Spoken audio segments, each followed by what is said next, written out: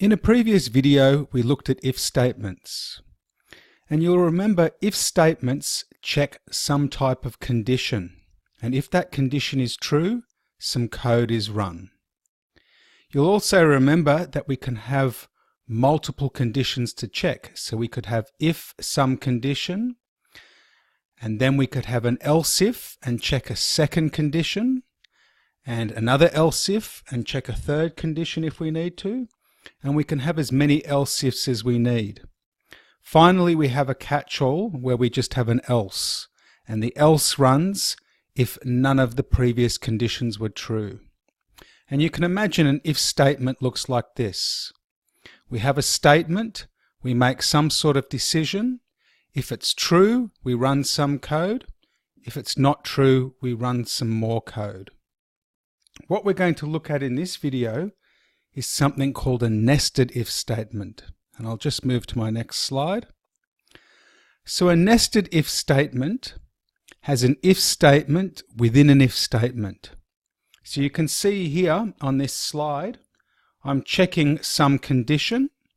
If this condition is true, the code that I'm going to run is another if statement. So that's where the term nested comes from. We have something inside something else. In this case, we have an if statement inside another if statement. So let's have a look at this in code. Oops, sorry, brought up the wrong thing.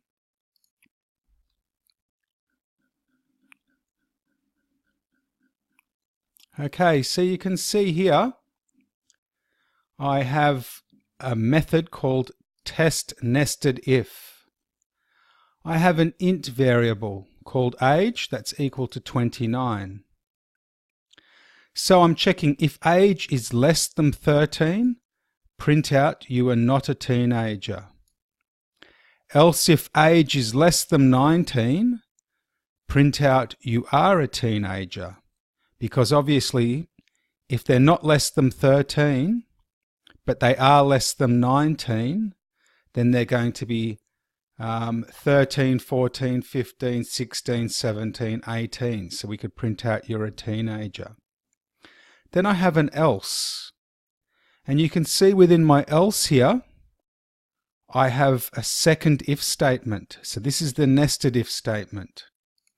And I check if they're less than 65, if age is less than 65, print out you're an adult.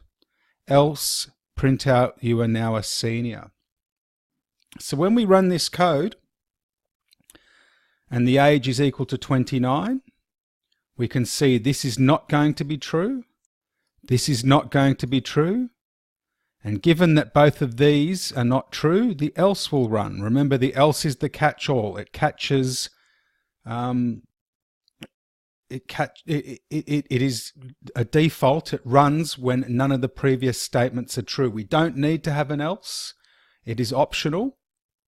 In this case, we have an else. It's a default to catch if none of the previous conditions are true. So because age is 29, the else is going to run. In the else, we have this second if statement. Age is equal to 29. Therefore, age is less than 65. So we should see this is printed out. And we can test this. So if I compile this, oh, I need to, yep, it's compiled. So let's create a new topic 5, a new object, a new instance of topic 5, and run test nested if. And we can see here the code is run you are an adult. Now if I was to change this to maybe 17, I will compile this. I will just clear my terminal. I'll create a new instance of topic 5 and I will run test nested if. We can see you are a teenager runs because they're not less than 13, but they are less than 19. And we'll just do one more here. I will put in an age of 100. So I will compile this again. I will create a new instance of topic 5. I will run test nested if,